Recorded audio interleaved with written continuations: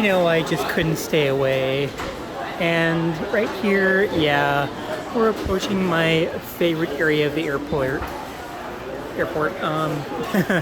The food section.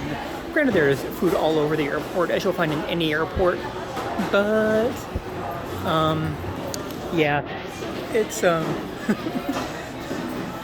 normally I wouldn't pay too much of a mind, but the fact is, I have a 3.5 hour flight coming up, in which I get charged an obscene amount for little snacks. And damn it, there's a Dunkin' Donuts, and I left my gift card at home. Oh well. Live and learn. No big deal. Don't really feel a donut today anyway. Donuts just don't sound good right now. Anyway. Way too warm for donut. Anyway, what was I saying? Oh, yeah. I have a 3.5 hour flight coming up to Houston, in which case I'm going to get charged an obscene amount for typical airplane snacks. And although I'm flying first class in the second leg, to give you a good comparison of the two, between premium economy and first class,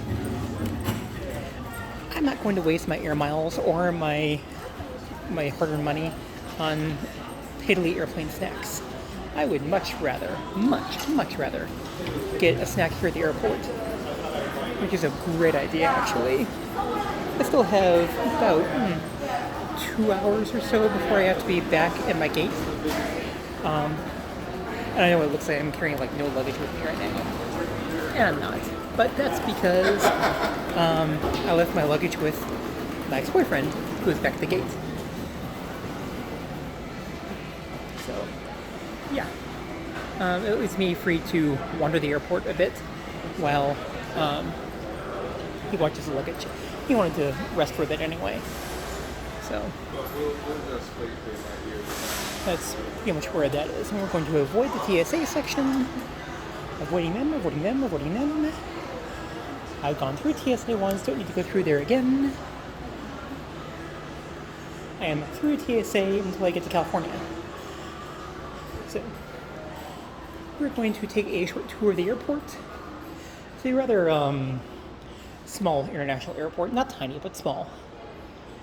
There are a lot tinier airports in the world, as we all know, or at least most of us know anyway.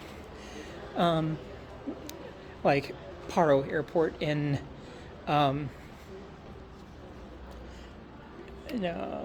Bhutan, I believe. Yeah, that's a tiny airport, like very tiny, like one runway. Ooh, here we go. See a little MD-80 over there. Delta connection flight. Open gates down there. Gives you a good little view there. Nice little MD-80.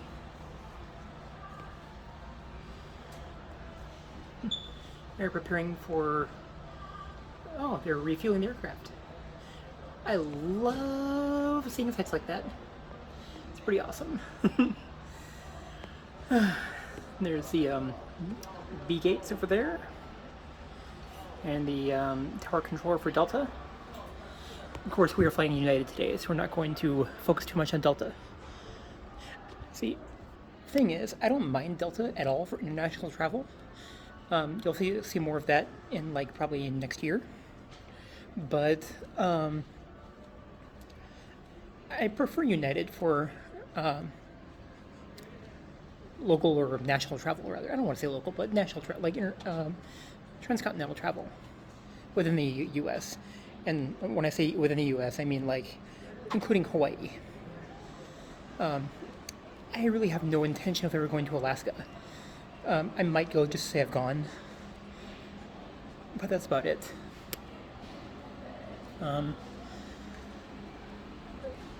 I've been going to stay away from Alaska for a while because I really don't like the cold. The cold is really anathema to me. I really don't prefer it. I think on my list coming up, because I have at least 2 blocks of vacation a year I like to take.